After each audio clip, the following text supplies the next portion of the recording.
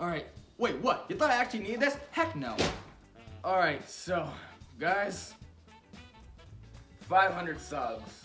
I truly just can't believe it. I mean, it's been 4 years since I started this channel and all that, and it's just been such a long road, and to reach something like 500 subscribers after all this time is honestly just incredibly mind-blowing to me. It's truly satisfying to reach a goal like this, and 4 years ago when I first started YouTube, I didn't know what I wanted to get out of it. I didn't know what I wanted my YouTube identity to be, or what kind of videos I wanted to make, or what kind of videos people would enjoy. But over time, well, more and more of you just kept on showing up, and I was able to find people who like and have the same interests that I like. And it's truly made a lot of great friends like all of you watching this right now. And it's truly fascinating just seeing how many people have come throughout all these years. And it's truly mind-blowing that 500 subscribers, 500 people have subscribed to my channel. Like, that's unbelievable. Like, why are you watching this instead of watching something like Nathaniel Bandit? I mean, I'm pretty sure you're wasting your time right now. So, yeah, 500 subscribers, this is pretty mind-blowing to me and something I've never actually expected. So, I'm here to give something all to you, viewers. No, not just the anger stuff, that's gonna come in a bit, so please just stick around until then. But as I stated before, and some past stuff on my Discord server and all that, the link will be in the book down in the description below if you want to join that.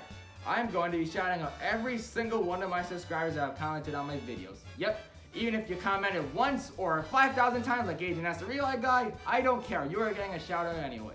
So let's start that shout out roll right now.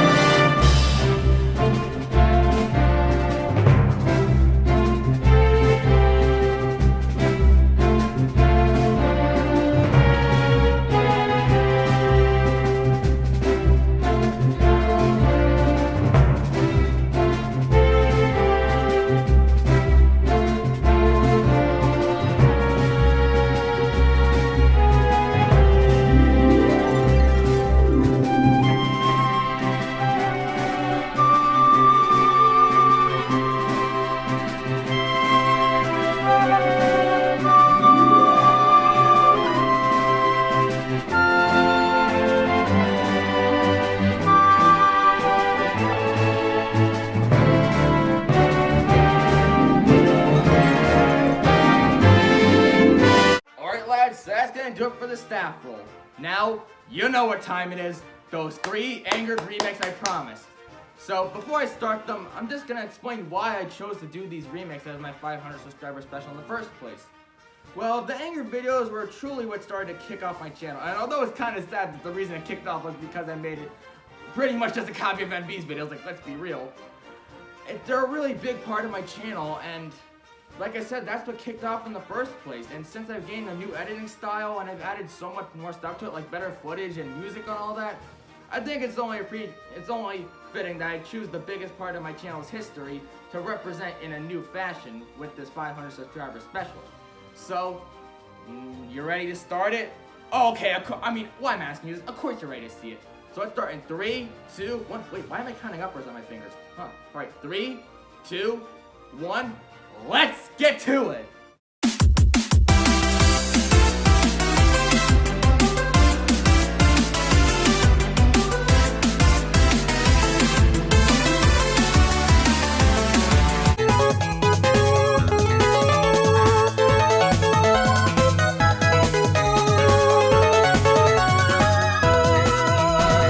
Disclaimer: this video is not meant to be taken seriously.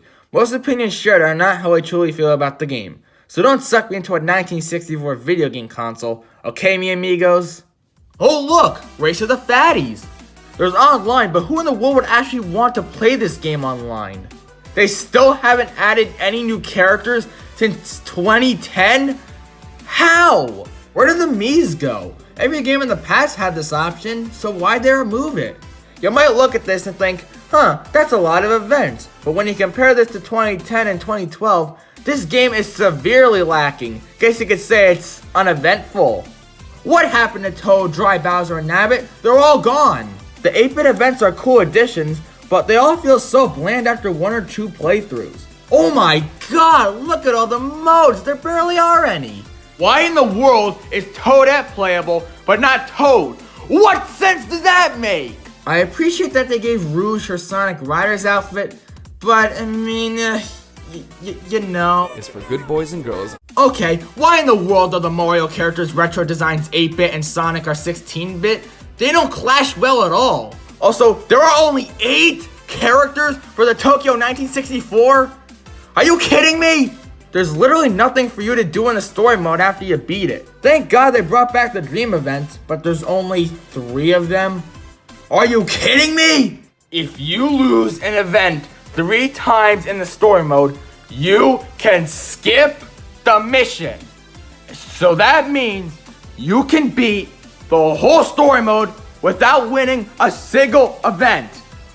Why is this an option? Yoshi, T-posing is not okay. I love how the buildings are breathing. So Mario, Luigi, and every other human in this game swim shirtless, but they still wear their gloves. Why? Okay, just why? Why the heck is Ludwig dabbing? Just no. I like that we can use either motion controls or button controls, but the thing is, who in the world would actually want to use motion controls? Why in the world are the minigames in the rec room? Who even looks in the rec room? And why do only 1/4 of all the events have dream characters? So some of the characters get outfits that match the event, but why not every character? This makes no sense to me. So you can play trivias in this game, but why? Who cares about this feature? This is a video game, not school. This is the only time where I can play as a bunny, and that's a problem. There may be a good amount of events, but where the heck is hammer throw, BMX, and synchronized swimming? Those are all gone. Luigi's face is literally how I look when I'm playing this game. Why are only half the Koopalings in the game? I think they should all be here. This story mode doesn't even come close to being the greatness of 2010 and 2012 story mode. This one's just so bland. So this console's coming out when exactly? Why are half the renders for the menu new and half of them old? Why couldn't they all be new renders? The picture on the home screen looks so bland. They just slapped new renders and the logo and called it a day. So I give Mario and Sonic at the Tokyo 2020 Olympic Games a rating of a 7 out of 10. I feel as if this is a middle-of-the-road Mario and Sonic game. It has a lot of good ideas, but most of the time the execution's either or pretty bad. For example, the 1964. I absolutely loved the idea, but the execution kind of falls flat because unlike the normal events, which still some things that are special happen, here they're just as basic as events can get in the series, and I can truly only play them once and then never play them again for a while. So yeah, I just don't find the execution of the retro events that great. Again, they represent what they're supposed to, and it is cool to see what a Mario and Sonic game would look like if it was made on the NES or the Super NES, but it just feels really bland. All the events just feel bland here. Though I do have to admit, it's cool seeing a Shy Guy in 8-bit that's not a Mario Bros. 2 style. I do really like that. And the normal events are still good. They're not the best that they have ever been from the past, from the minigames that are returning from the past of the series, but they are still really enjoyable, and the new ones are quite good too. I really do like karate, I do really like all the dream events, and I do really like the surfing one too. But overall, I really don't think there's enough new events to excuse the lack of events that came from the past game. Like, I still can't believe there's no hammer throw or BMX. Where the heck did those go? Those seem like a shoo-in, especially BMX, seeing how that was in Rio. So yeah, but other than that, there's really not much to this game. The story mode, in my opinion, is kind of bland. It was interesting for like the first half of it, but then after that, I just got really bored. The only reason I kept playing it was to unlock all the characters, and that's it. Oh yeah, speaking of the characters, how have they still not updated any of it in like 9 years? It's been 9 years, and the character roster still hasn't been updated. Think about that, okay? I mean, yeah, you have the dream characters, like, not really, they're not called dream characters, the special characters that only appear at one event, but that's one event, and not even every event has that. They really need to update the character roster soon. So, yeah, the game's just middle-of-the-road type of game. It's definitely a good game, but it's not a necessity if you're gonna buy any game on the Switch. I personally would recommend checking out the 2010 on the Wii or the 2012 on the Wii, because Those are fantastic. Those are like 9 out of 10s, maybe even 10 out of 10s. But this one definitely does have some great ideas, but most of the time the execution falls flat. But it is still really enjoyable nonetheless. But the game still has Toad at playable and not Toad, so I ended up acting a little immature.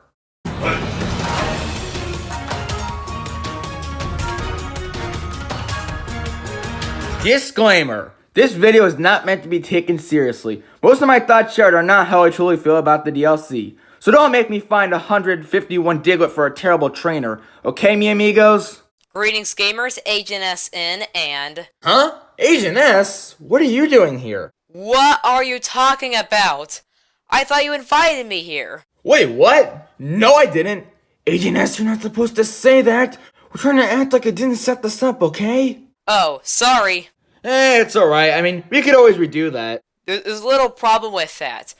You're already recording. Wait, what? No! I like that Pokemon can follow you around again, but why isn't there an option to turn this off? Also, most of them just fall behind, which really annoys me.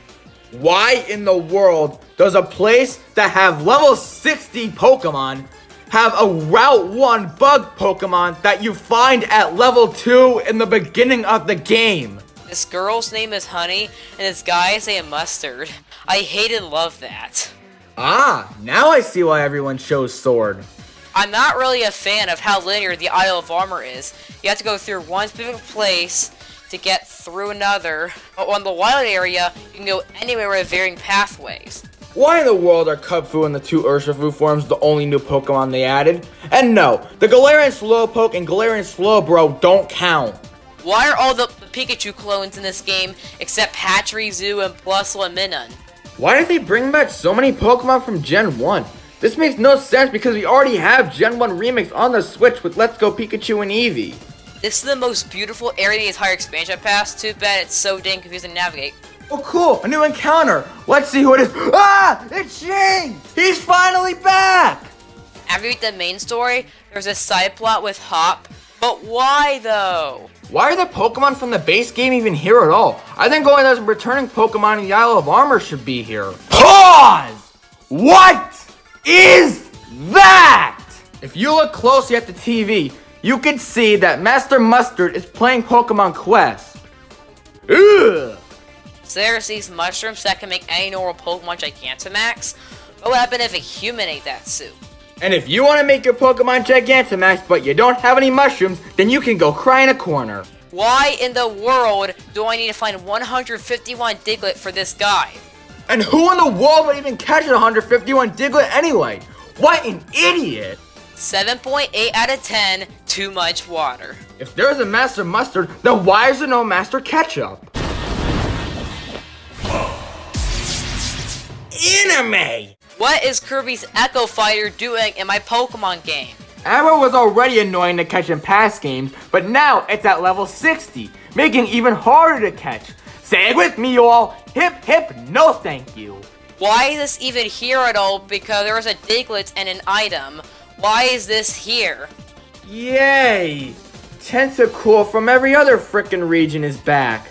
Hip hip, bleh. There's just this one little island with a Pokeball on it. Amazing level design we got here. Welcome to Beehive-shaped island, population combi. If you have any EXP candies, the story mode is an absolute joke. Ooh, M&J TV's gonna be mad about this one. Traveling through this desert when it's sandstorming is next level torture. Why did so little Gen 4 Pokemon return? Is Game Freak hitting a Gen 4 remix? No, don't deny it, Game Freak. I know you're hiding them. Why can't you only catch one of the new Reggies? If you count clicking on the left joystick once as a puzzle, then there's something wrong with you. The whistle actually was never used for anything before this, so why is it a use now?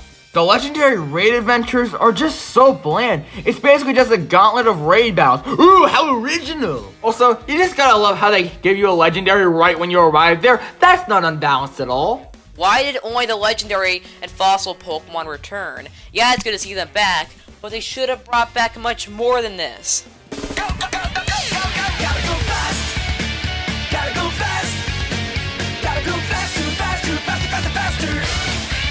Oh, great! First we had Tentacool, and now we have Zubat.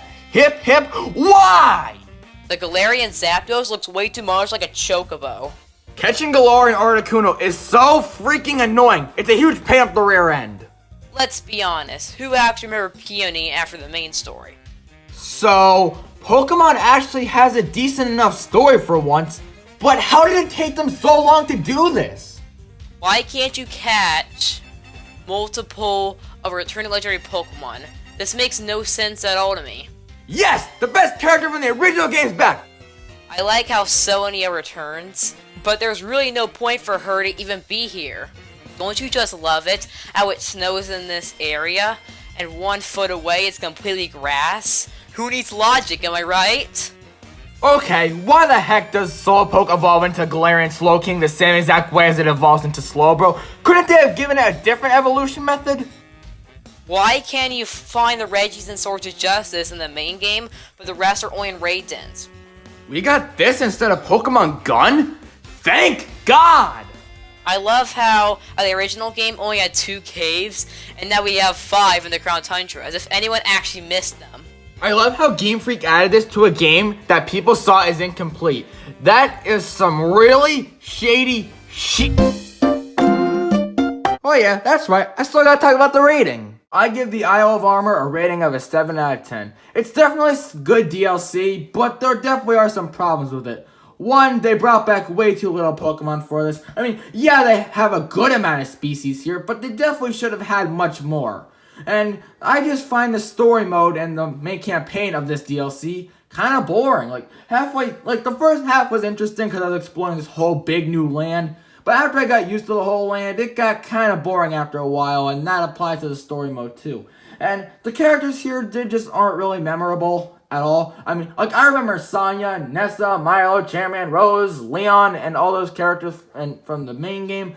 But I can surely remember Clara and Master Mustard. Those are really the only characters that I actually remember, and the only ones that truly have a role in this campaign. So, yeah, I'm very much just keeping it short. There are a lot of great things about the Isle of Armor with, like, you know, a big whole new land to explore. There still are some Pokemon that weren't in the original game that are here.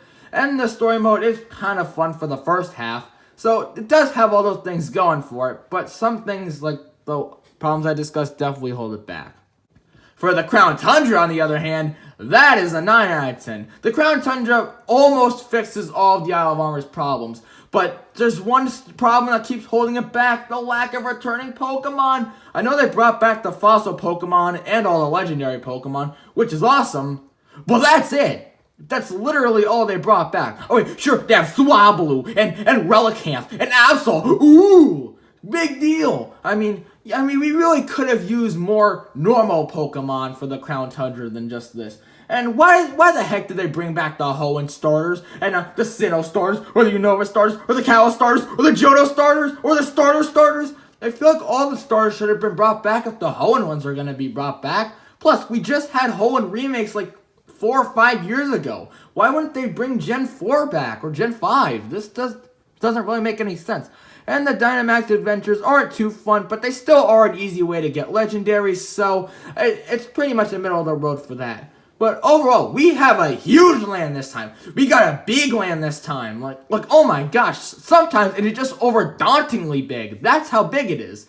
It's truly incredible. The selection of Pokemon brought back is pretty nice, though it may be too little. They have legendary Pokemon, which is worth 5 points in and of itself. The land is so huge and there's so much to explore. And the characters are overall pretty more memorable in this one. Like, I can remember Calyrex, Peony, and some other characters too, like the mayor guy, for example. Don't remember his name. All I know him for is being a mayor. So, yeah. Crown Tundra, definitely a step up from the Isle of Armor. But how are both of them combined? Well, both of them combined get a rating of an 8 out of 10. Because, you know, when you got the 7 from the Isle of Armor and 9 from the Crown Tundra, you merge them together, you get 8, dummy. So, yeah, I definitely do think it's a good DLC overall. I do think it may be a little overpriced, but I still definitely do think it's worth it, because you do get quite a load of content here. And although there may not be as many returning Pokemon all put together in this DLC as I would have liked, it's still definitely a great DLC, and I would definitely recommend checking it out.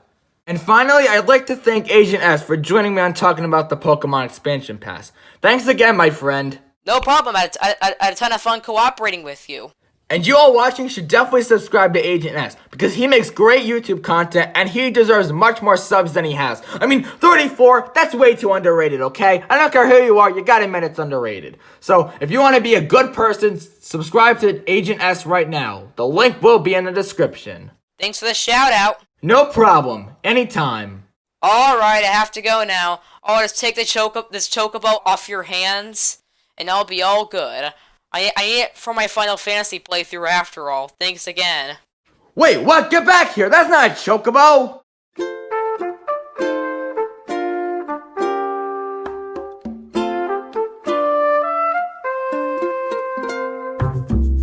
Disclaimer, this video is not meant to be taken seriously. Almost none of these thoughts shared are how I truly feel about the game. So if a talking rat asks you to live on his island, please say no. Alright kids? That moment when you... Wait, why are there sirens? Is there a fire door or something? Hey Gamer27. Hey Eli Guy. What are you doing in my video? I heard you were talking about Animal Crossing New Horizons. Yeah, for my 500 subscriber special actually. So, can I talk about it too? I mean, you're already here, so why not? Great! Wait a minute, how did you even get in my video in the first place? Moving on. Wait, no! That moment when your island is so hideous that it'd even make Oscar the Grouch not want to live there. Which, that applies to me. When you try to buy clothes in the Able Sisters shop, but it's closed, why did this shop even close at all? This applies to the Nook store too, except this time it makes even less sense because some of the materials you can get in the Nook store are materials you need to progress in the game. So you're telling me that this guy gets to live with friendly neighbors on an island in 2020 while we're all here stuck in quarantine? Please, I want to live there too! I hate how when you walk up to a crafting table, it asks if you want to craft the item. Of course I do, I wouldn't have clicked on it if otherwise. And speaking of that, why can't you craft multiple of the same item at the same time? This just makes the game slower. You catch sea bass from fishing way too often, it's extremely annoying.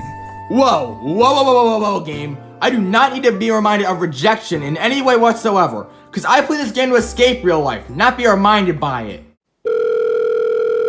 Hello? Is this Tom Nook? Yes. Hey, it's me, Gamer27. So, I don't want to be in my house anymore for 2020 because it sucks. So, I was wondering if I can move to your island. What do you mean it's full? I have money.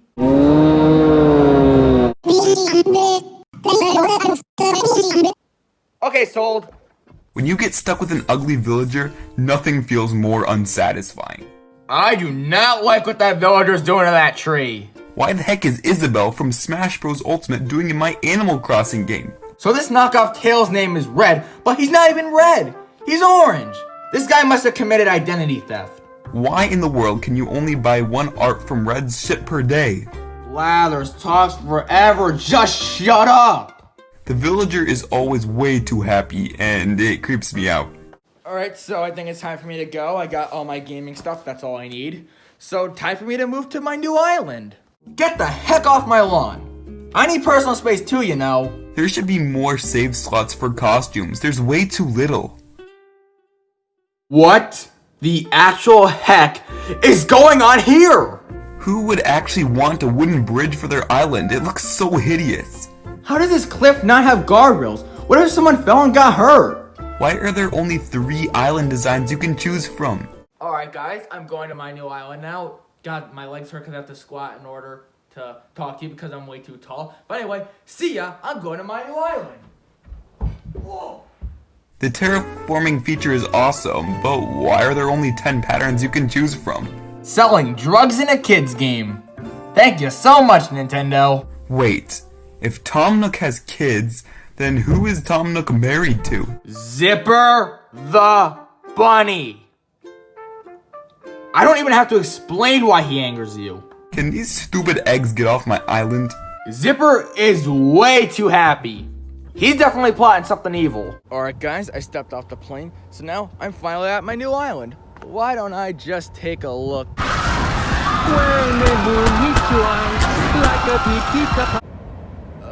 This trick works for bears, so maybe it'll work for angry villagers too.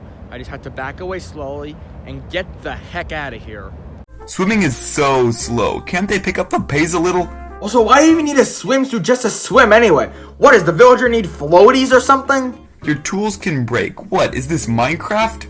Never use the drop-off box. It gives you less money than if you actually stole them personally to the little Nooks, meaning that Tom Nook is trying to scam you. What a greedy, heartless monster. Oh god, he really is! 49,800 bells? What? All I paid for was a ticket to come here and a crummy iPhone. Why is it so expensive? So if you can get presents from Nintendo in this game, then that means they should exist in this game. And in that case, where are they? How did they send this? Oh, you know exactly why I'm calling. What do you mean you don't know? The island was a disaster. The picture you showed me made it look like it was a beautiful, luxurious looking island, but it was hideous. Well, can I get a refund? What do you mean no? What do you mean this was a scam? Well, you better give me back my money right now. You beat! So I give Animal Crossing New Horizons a rating of a 10 out of 10. Easily, no doubt it's a 10 out of 10 game. It is by far the best game Nintendo's made this year. Well, there's also Mario 3D All-Stars, but that's just a couple of remakes. That doesn't really count. But still, I love this game. I truly do love this game. There are some little nitpicks here and there, like Blathers talking forever, and a few complaints I have that make the game slower. But overall, those are just minor complaints. Everything else about the game is fantastic. The customizability, the characters for the most part, and it's just such a relaxing game. When you describe the game like this on paper, it doesn't really sound fun. Catch fish? Eh. Catch bugs?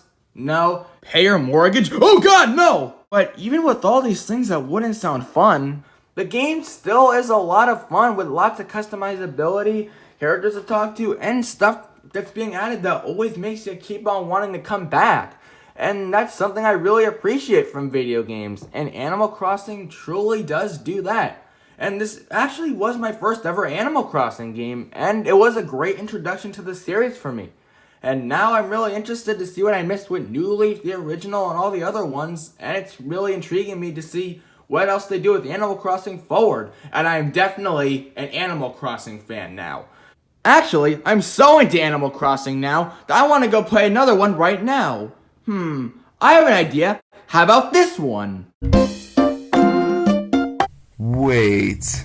Why didn't I get to say anything during the rating? Hey, writing a script isn't easy, you know. Okay, never mind. That's true. Also, you should definitely subscribe to Eli Guy. He makes great Nintendo content, and his channel is way too underrated. I mean, 90 subs, look at that. For a channel that makes as great as content as this, he deserves much more, okay? So if you want to be a generous person, subscribe to Eli Guy right now. The link will be in the description. And thanks for joining me on talking about this amazing game. It truly was a lot of fun. No problem. Wow, during this whole time, I'm surprised you didn't talk about Mario Galaxy. So, can we talk about Mario Galaxy now? No!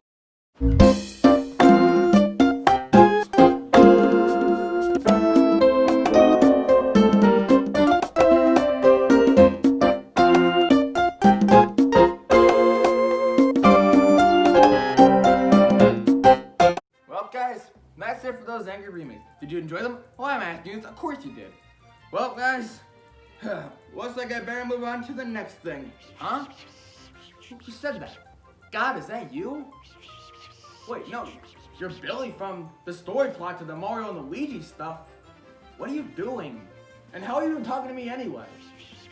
Huh, I guess that makes sense. But what do you want? What do you mean, how Gamer27 angers you? People actually want that?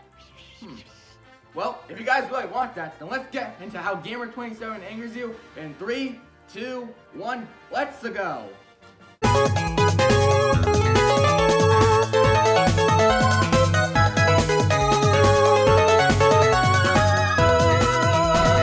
Disclaimer, this video is meant to be taken seriously. Every opinion shared is how I truly feel about this channel. I still don't get why you all find it so hilarious for me to roast myself, but hey, I'm always down for it. This guy is a ripoff of Nathaniel Bandy. Good, we got the most obvious thing out of the way. This guy used to make Minecraft story videos.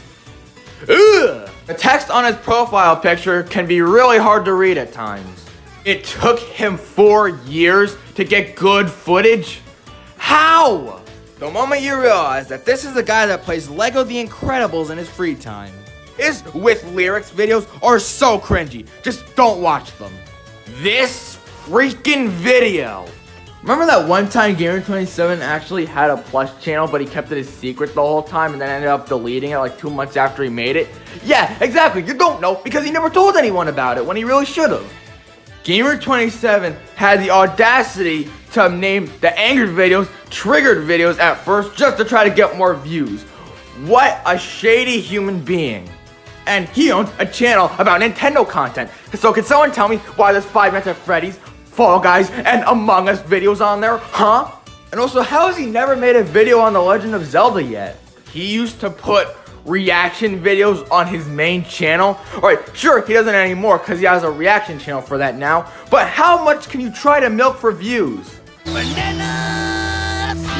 The fact that he never made that a catchphrase on his channel. So you're telling me he actually got a collab with Eli Guy and Agent S? How? Why would they actually want to collab with Gamer27 anyway? Because their channels are far better than his. If this isn't the laziest thumbnail I have ever seen, then I don't know what is. It's getting really obvious that this guy's running out of ideas. Okay, for his 500 subscriber special, all he did was remake 3 old videos. Could you really not have made any new ones?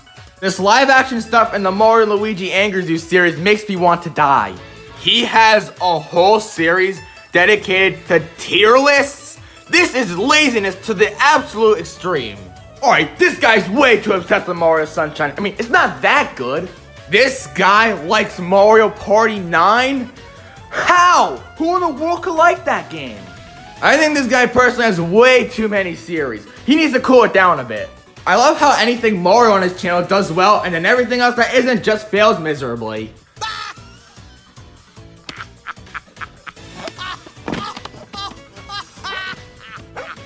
He rushes his angered videos on new games just to get them out before Nathaniel Bandy does. How shady can one be? How in the world does this have 11,000 views? Just how? I love how this guy created 4 channels in total and killed 3 of them off in the span of a week. He rushed out his Halloween special and in return made it absolutely terrible. This guy makes amaze videos? As if he didn't steal enough from NB with the anger videos, now he's doing amaze videos! How much can you rip off someone? So I give Gamer27 a rating of a 0 out of 10. Just what an awful channel. I mean, truly awful. I mean, he made Minecraft videos, so that's already a 0 out of 10 for that. But like, he doesn't even make original content. Nothing on his channel is original. His anger stuff, just B clones. The What Are the Chances series, pretty much a Billy Bo 10,000 ripoff. And still, he has nothing original to his channel. Not only that, but his footage used to be absolutely horrible and turn people off from his channel completely. Yes, it's gotten better recently, but that's just recently, 2 weeks ago. It took like 4 years for him to get good footage. Like, how? Just no, that's just a sin. And his profile picture is literally just a Luigi, okay? No amount of Luigi can ever save a poor channel like this one. And how does he have 500 subscribers? Just how? How does this man have 500 subscribers for all the amount of cruddy content he makes? No. This channel is absolutely horrible and I recommend you all stay away from it. 0 out of 10, easily one of the worst YouTube channels I've ever seen. And because everyone put in the chat, Eli Guy is better.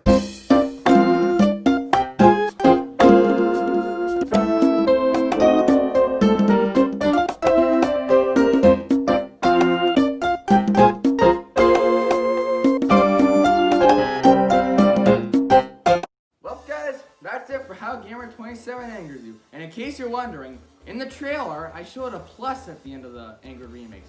In case you're wondering, that wasn't the plus, alright? The plus is what I'm going to be doing next. That was just a bonus feature I decided to add last minute. Yeah, I am that kind of guy.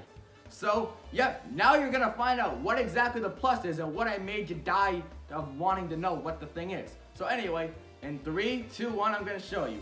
3, 2, 1, let's do it!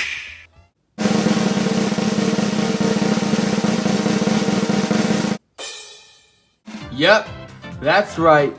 Welcome everyone to the first ever Gamer27 Direct Mini. Now the reason I'm not doing a normal Gamer27 Direct for this is because I already had one pretty recently, so I just decided to give it the old mini treatment instead. You know, make it tiny, you know, like a fetus. But even though it may just be a mini, I still hope you guys enjoy what I announced. But that said, let's get started with it in 3, 2, 1, let's go!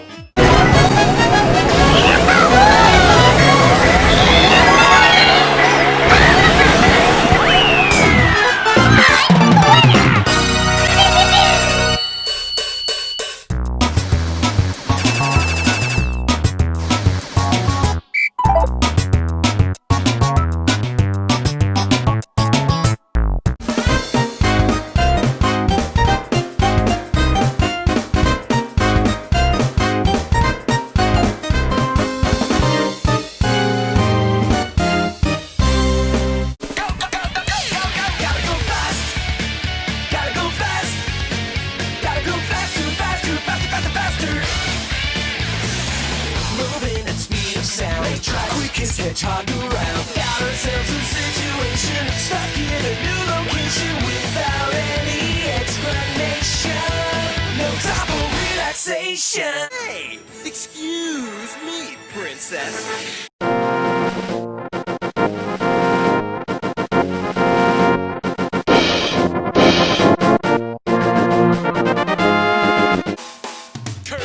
Kirby, that's a name you should know. Kirby, he's the star of the show. He's more than you think, he's got maximum pink. Kirby's the one. He comes right, back at ya.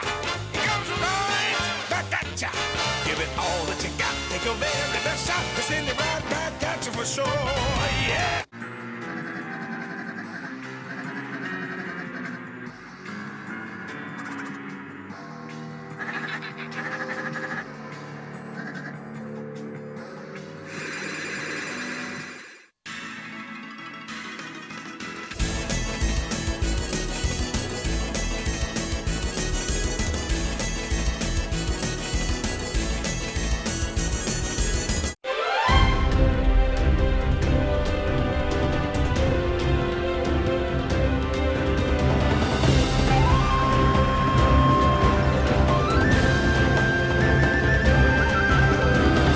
Got to watch his favorite game of all time, Super Mario Galaxy.